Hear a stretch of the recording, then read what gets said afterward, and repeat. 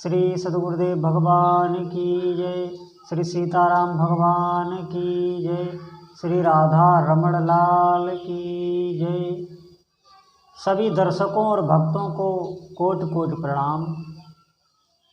सबको प्रेम भरा जय श्री राधे।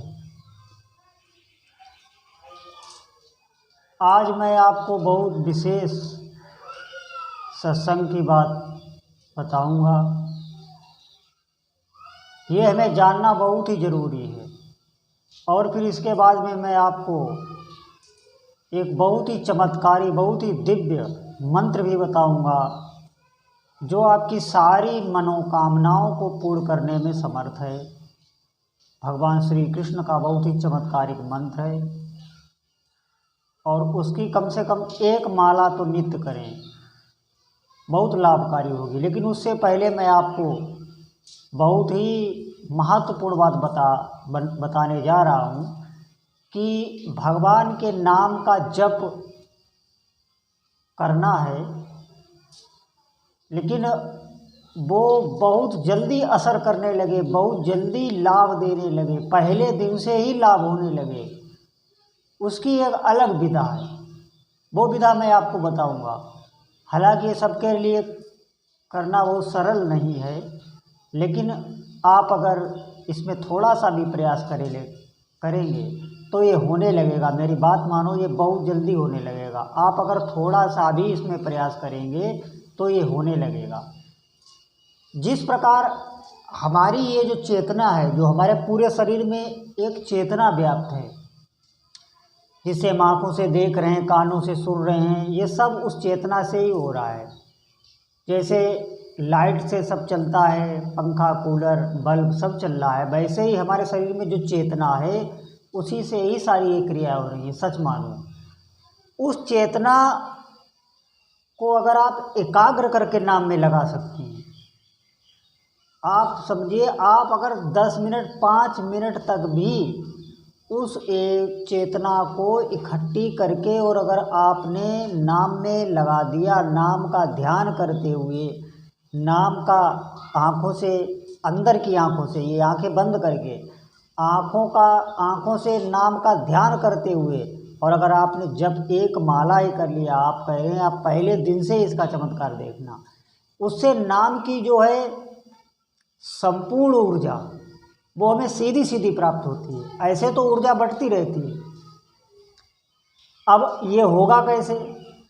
जैसे ये चेतना है क्या, अभी तो हम यही नहीं जानते हैं कि चेतना क्या है। चेतना है जैसे आप को ये शरीर बहुत प्रिय है और इस शरीर में आपके कहीं पे कोई चोट लग जाए, कोई गंभीर चोट लग जाए या कांटा ही गड़ जाए, तो आप देखना तत्काल ही आपकी पूरी चेतना वहीं पर स्थित हो जाएगी। वो है चेतना, तत्काल आपकी स्थित हो जाएगी। आपको फिर नहीं ध्यान, आपको को सुनाई और दिखाई, ये सब कुछ नहीं देगा, पूरा ध्यान उसी पे हो जाएगा, उसी चोट पे हो जाएगा।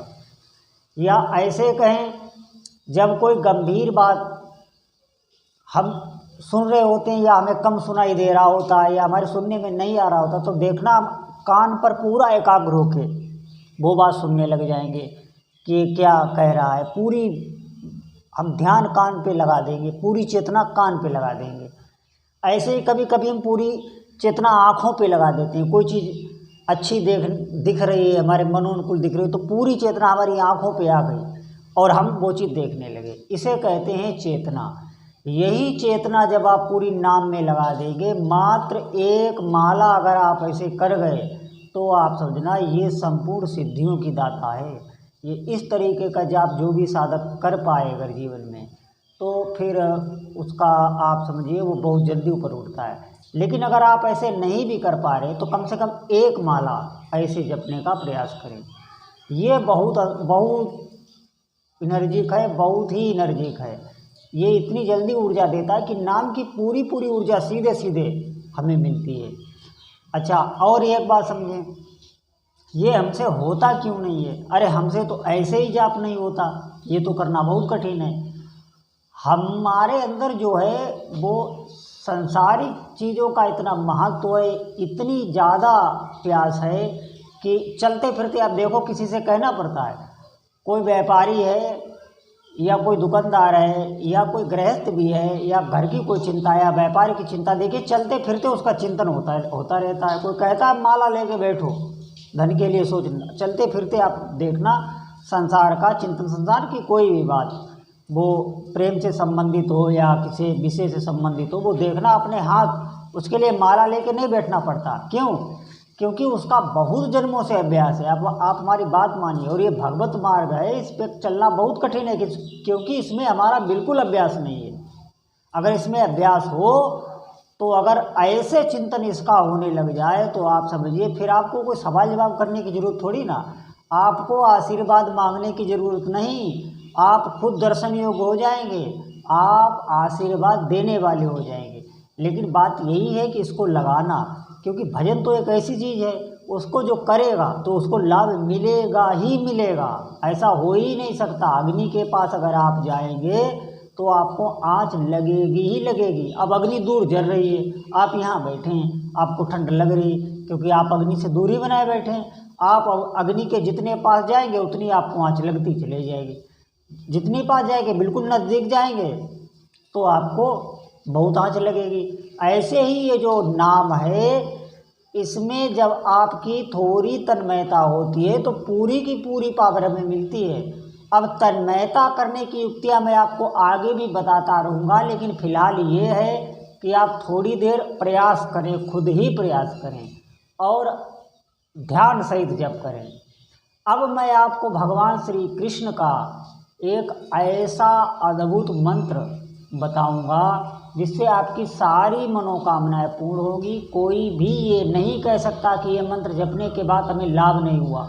एक माला ही, मैं ज़्यादा नहीं कहूँगा क्योंकि 23 अक्षरों का मंत्र है, थोड़ा समय लगेगा।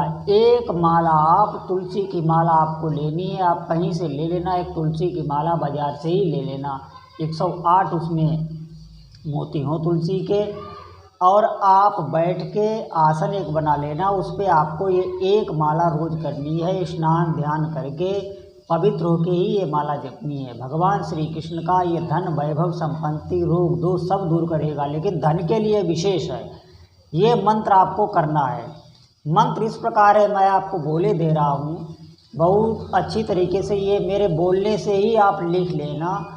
मंत्र है ओम श्रीम ह्रीम क्लीम श्री कृष्णाय गोविंदाय गोपी जन वल्लभाय श्रीम श्रीम श्रीम। एक बार मंत्र आपको फिर बताए दे रहा हूँ, ओम श्रीम ह्रीम क्लीम श्री कृष्णाय गोविंदाय गोपी जन वल्लभाय श्रीम श्रीम श्रीम।